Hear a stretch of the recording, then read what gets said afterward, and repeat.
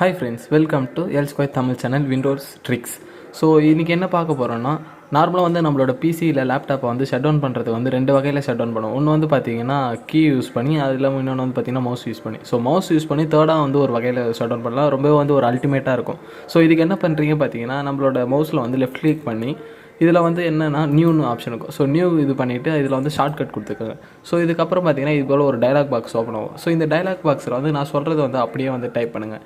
So என்ன பண்ணுறீங்க பார்த்தீங்கன்னா, இதில் வந்து ஸ்வைப் டு ஷட் டவுன் அப்படின்னு வந்து டைப் பண்ணுங்கள். ஸோ இதில் வந்து நான் எப்படி கொடுத்துருக்கணும், ஸோ அதேமாரி டைப் பண்ணிவிட்டு .exe. ஸோ இதுக்கப்புறம் பார்த்தீங்கன்னா .exe அப்படின்றத வந்து கொடுத்துக்கோங்க. ஸோ இது கொடுத்துட்டு என்ன பண்ணுறீங்க பார்த்தீங்கன்னா, நெக்ஸ்ட் அப்படின்றத வந்து கொடுத்துக்கோங்க. நெக்ஸ்ட்டு கொடுத்தோன்னே ஃபினிஷ்னு கேட்கும்.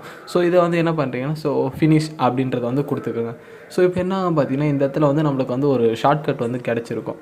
ஸோ நார்மலாக வந்து நம்ம ஷட் டவுன் பண்ணுற மாதிரி இல்லாமல், ஸோ இந்த ஷார்ட்கட் வந்து டபுள் கிளிக் பண்ணோடனே ஒரு ஸ்லைடு வந்து நம்மளுக்கு வந்து டவுன் ஆகும். ஸோ இந்த ஸ்லைடை வந்து நம்ம என்ன பண்ணலாம் பார்த்தீங்கன்னா, கர்சர் வச்சு இன்னும் கொஞ்சம் கீழே இறக்கி விட்டோம்னா நம்மளோட கம்ப்யூட்டர் வந்து என்ன ஆகும்னா ஷட் டவுன் ஆகிடும். ஸோ இந்த வீடியோ பிடிச்சிருந்தா நம்ம சேனல் சப்ஸ்கிரைப் பண்ணிக்கோங்க.